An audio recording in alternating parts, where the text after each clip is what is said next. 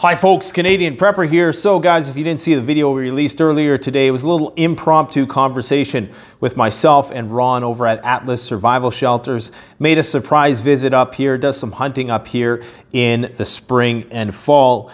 And he had some stuff to say. It started off as kind of a bit of a skit, you know, a barter skit where he's giving me gold backs and I'm giving him food. And then it turned into a fairly serious conversation, predictions about all things SHTF. So go and check it out. Now, with any video like that, whenever we're talking about bunkers or gold or these sort of second and third order preps that a lot of people are not going to immediately have the money to invest in, these things are not essential, guys, okay? I mean, on a long enough timeline, you could argue that they are essential, but it's important to keep in perspective that there are people who've been prepping for a long time.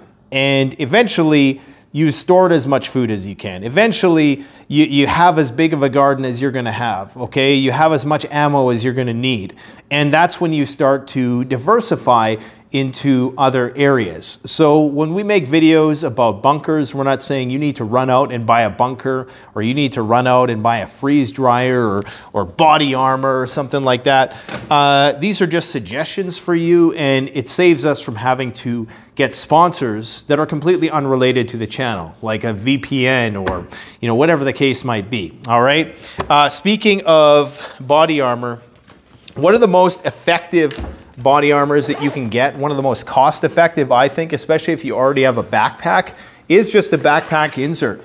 This is simple. I believe this is level 3A body armor. We go into great depth about this on our recent video. This is Kevlar, and this will stop up to a 357 Magnum, I do believe. And this is something which is very versatile, because not only can you use it in a backpack, you can take the backpack off, you can put it in front of a child, you know, you could put it on your front, you could put it on your back. It's versatile. And it's one of those things that in a lot of situations and a lot of everyday practical EDC gray man type scenarios, something like that is going to be very discreet and very practical to carry around. But again, you don't need it, okay? You need your food, water, medicine, means of self-defense, shelter, okay? These are things that you absolutely do need. Everything above and beyond that is extra, and these are merely suggestions. Now, let's talk about what is going on in the world. What isn't going on in the world is the question. So Belgium begins monkeypox quarantines, and Biden warns that everybody should be concerned. Now, my immediate thoughts on this whole monkeypox thing is that it doesn't appear, some people are making comparisons to the outbreak of the you-know-what virus that went around a couple of years ago and has been going around ever since. And still some countries are shutting down their borders to this day. But it doesn't seem to, the media doesn't seem to be responding exactly the same way. It seems to be on the level of like a Zika virus in terms of the media's sensationalism of it. Now, obviously, it is visually displeasing, and that's going to likely prompt a lot of people to, you know, take the threat very seriously. We do know that with this current strain, supposedly, we got a 1% fatality rate, although in some cases of monkeypox, it can go up to 15%. Now, everything I know is what you know, basically, okay, is that this is typically not something which spreads outside of Africa. Typically, it's not something where you see human-to-human transmission. So it is concerning that we're having these infections and these clusters discovered around the world and in greater and greater numbers. Now, apparently, that the transmission is in communities of individuals who self-identify as gay or bisexual, and this has been the case, you know, in many of these different clusters that they've seen. Now, something I really don't understand about this, okay? They're saying it's not sexually transmitted, or they think that it might not be sexually transmitted, but that it has to do with close contact. Now, last I heard, gay and bisexual people are not the only ones who have close contacts with one another. So it's going to be interesting to see how the actual details of this virus come about, because, you know, we're getting some mixed messages here. And this is concerning to me because this is kind of reminiscent of when the virus, went around for the last 2 years, first came out. They were saying, oh, don't worry, only Asians seem to be getting it. You remember that? So, it's still suspicious. Dr. Susan Hopkins, a chief medical advisor to the UK Health Security Agency, today also warned that monkeypox is spreading through community transmission in the UK, with more cases being detected daily. But Jake Sullivan, good old national security advisor of the United States, who told the traveling press pool that the United States has vaccines available to be deployed. So step right up, step right up. Come get your vaccines, all right.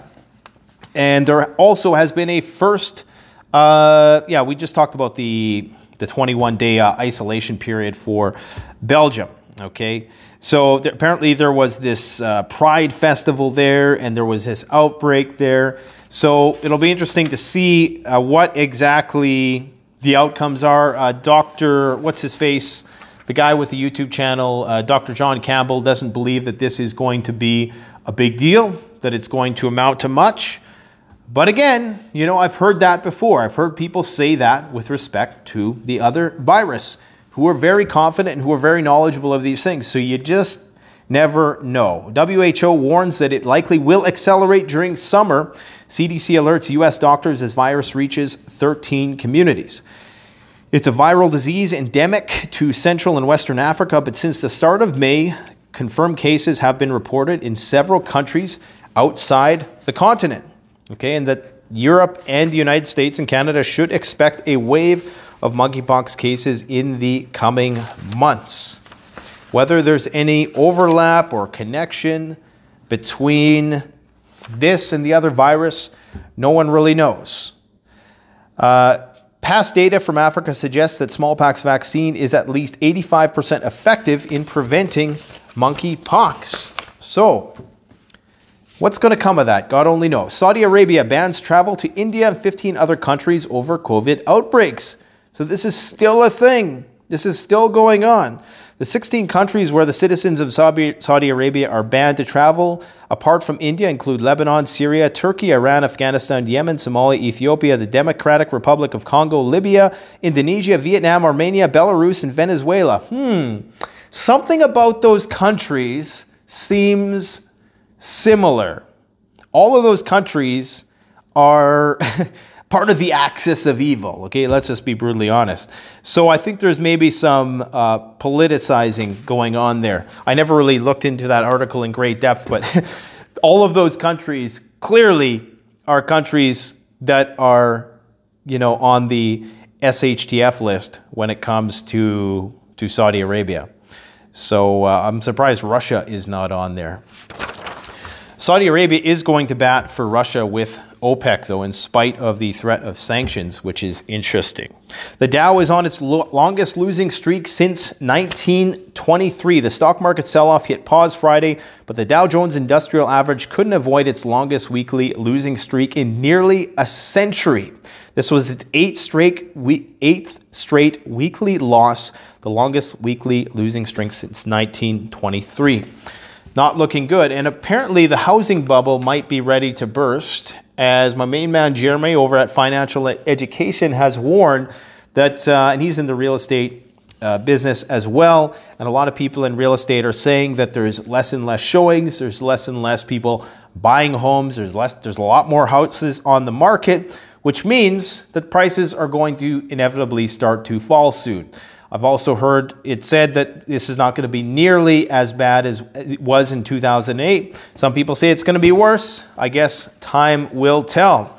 Now, the top U.S. general warns of a conflict between great powers. What else is new? General Mark Milley, chair of the U.S. Joint Chiefs of Staff, named China and Russia as the global powers America is vying against. Duh. The likelihood of a military conflict between these three is growing. What once was an exclusive province of the United States military is now available to most nations with the money to acquire them. And he's talking about the radical shift in military technology, meaning that the United States, China, and Russia are all starting to become at parity, especially with the introduction of artificial intelligence and all of those other things. So he also pointed out that the development of AI meant that whatever overmatch we, the United States military, enjoyed for the last 70 years is closing quickly, with Washington already being challenged in every domain of warfare in space, cyber, maritime, and of course, land. And one thing to keep in mind is that I heard it said the other day, it was a brilliant statement, is that the United States is a whale and Russia is an elephant, and when it comes to comparing their military capabilities. So the United States is a naval power and has its ability to project force onto smaller, more defenseless countries with great effectiveness, with great efficiency.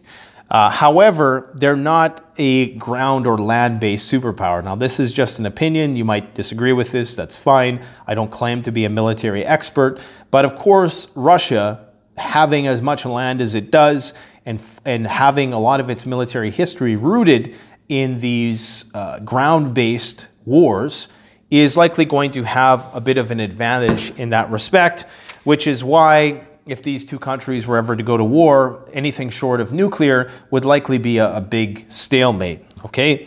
Lithuania is set to cut energy imports from Russia. I'm not sure exactly of what proportion of their gas and energy come from Russia, but I'm sure it's going to be significant, and it's likely going to impact their economy negatively, as is the entirety of the European economy, which is suffering right now, although many people are capitulating to Russia's demand for gas for rubles. It is expected that Russia is going to extend that into wheat and other resources like fertilizers and other metals, rare earth metals, things of that nature.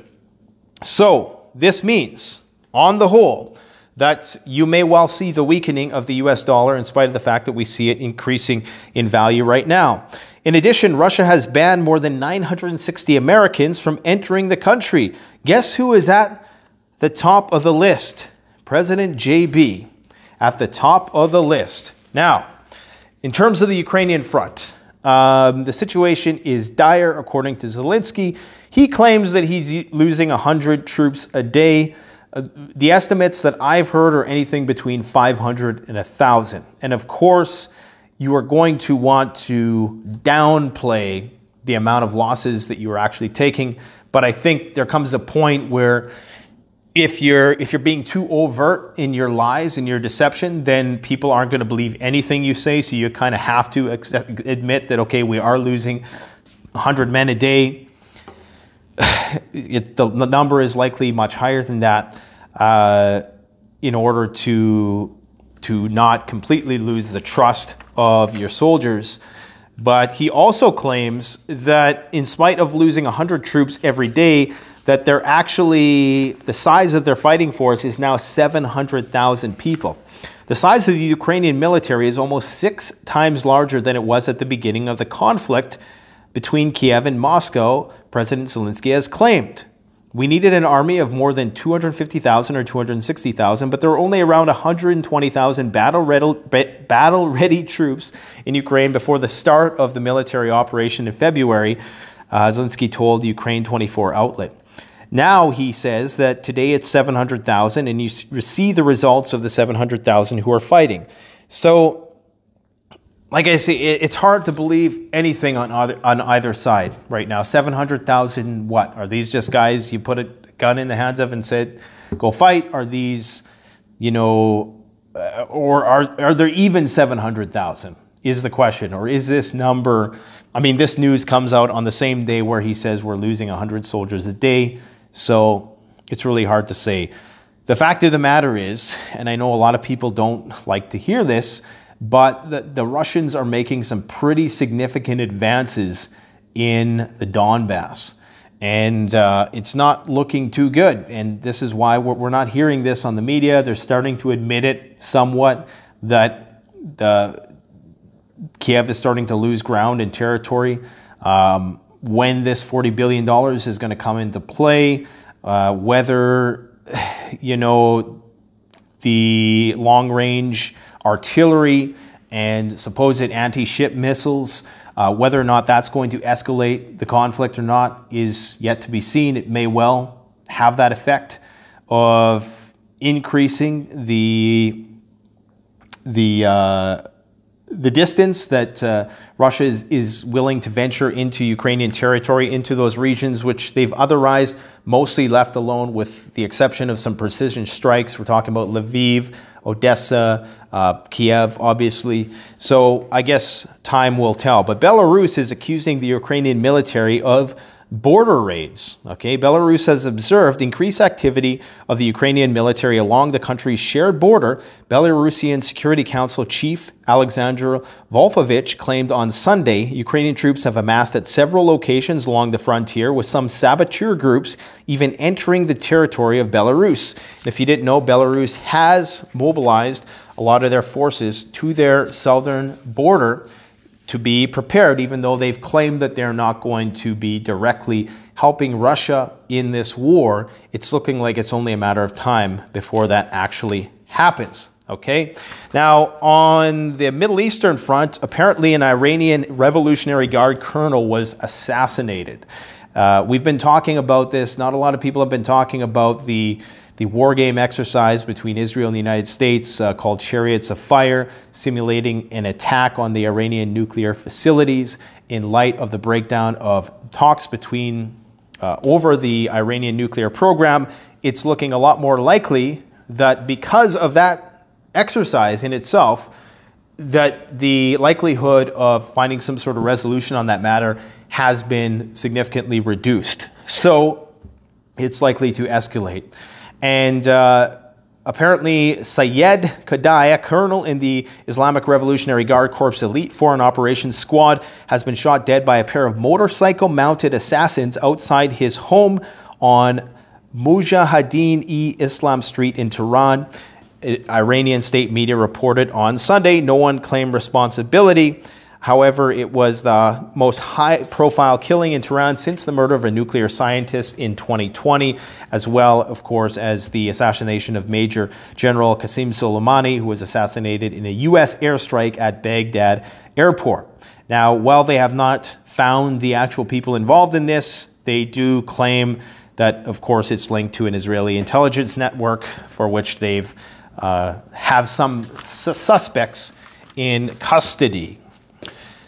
So we see another front opening up there. Is it going to be another Stuxnet situation, a cyber attack? How are they exactly going to sabotage the Iranians if they believe that they're only 2 weeks away from building a nuclear weapon? Now, in light of all this, we have the economic stuff, okay? Apparently the US has flown in a plane load of German baby formula, 70,000 pounds worth of formula amid an ongoing shortage. So I guess that's good news for 9,000 babies and 18,000 toddlers for 1 week. Okay, so we're good for a week. So just don't have any more babies for a while. But, you know, the thing is, with this whole monkeypox thing, you know, I'm just thinking, if I was the Earth and I didn't like humans, which is not something I particularly believe. I think that the whole Gaia Hypothesis, I actually think that if there is a Mother Earth energy or something like that, she actually wants humans to do well. But she might check us at times. She might punish us at times. And she might say, you know what? You guys are just breeding too damn much. So we're going to, we as in nature, are going to release some kind of thing that discourages any close contact with one another. Anyways, just another abstract thoughts of a rambling prepper. Let's get back on track here. Global food catastrophe is imminent, according to The Economist, and almost a quarter of humanity can go hungry, according to the Serbian president. Aleksandar Vučić said during a speech at the 89th International Agricultural Fair on Saturday. If something does not change in the conflict in Eastern Europe, almost a quarter of the world will be in need of basic quantities of food, which will create new problems. Earlier this week, wheat prices up 53% since the start of 2022, reportedly soared by another 6% shortly after India prohibited all exports of the vital food commodity, with immediate effect causing, partly due to the alarming heat wave which is being taken place there, okay? I can't even talk today, guys. It's Sunday, and I've already released a video already today, and we're releasing another one. So this is a bonus. So go easy on me. The number of people who cannot be sure of getting enough to eat has reportedly surged to 1.6 billion, with nearly 250 million who are on the brink of famine. And they're saying that we're about 10 weeks out from this becoming apocalyptic food crisis, okay? Now, on the energy front, because some countries are restricting energy that they're importing from Russia, and of course, Russia is demanding that countries pay for energy or gas or oil in rubles, that means that countries have to start cutting corners. Guess where they're going to start cutting corners? Well, air conditioning, all right? Greece, for example, is also taking action that includes energy savings at a preventative level. It will follow the model of Italy, which limits the unnecessary use of air conditioners and the operation of lights and electrical appliances in public buildings.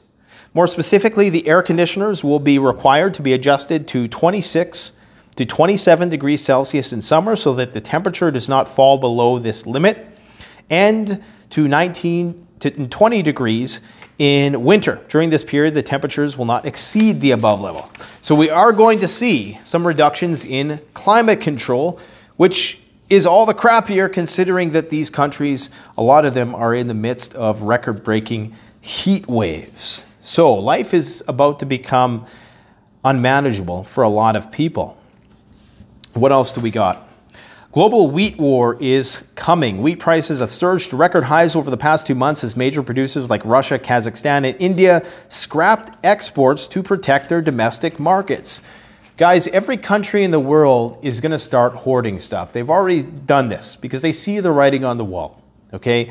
And they know that this winter is going to be, it could potentially be very catastrophic, unless some sort of agreement is made between the major exporting countries to ensure that these net importer countries are going to be able to feed their populations.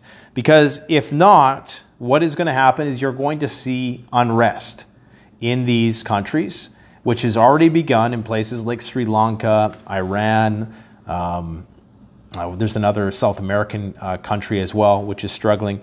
And we're going to see this in a lot of African countries. This is going to prompt more immigration. This is why, in attempts to get ahead of this, the UK made that thing where, okay, if you immigrate here illegally, we're going to send you to Rwanda with the hopes of, discouraging people from immigrating. But it's all going to come to a head this winter. This is the summer to prepare. Here in the West, I don't think anybody is going to starve per se. We're going to see record prices for gas, for food, all that stuff. We're going to see some shortages. But in terms of famine, of course, that's going to be something, unfortunately, which is limited to the net importer countries. And if this war continues, and if there is no concessions made on either side, then I think that the world is in for a rude awakening in the coming years and months ahead, of course. So let me know what you guys think in the comment section below. Don't forget, you can get your 10% discount off Premier Body Armor. If anything, I think just having something like a backpack insert, that's a great way to, to at least have some kind of protection as we see the craziness unfolding in the world and the rising crime rates as a result of everybody just trying to get by. Stay tuned. We got a lot of fun videos coming up this week. We're going to take it back out to nature when possible and just do some fishing and, shoot the breeze and show you guys some survival related stuff. All right. So you guys take care. Thanks for watching. Don't forget to like, comment, subscribe, and go check out me and Atlas Survival shooting the breeze. All right. Thanks, guys. Take care.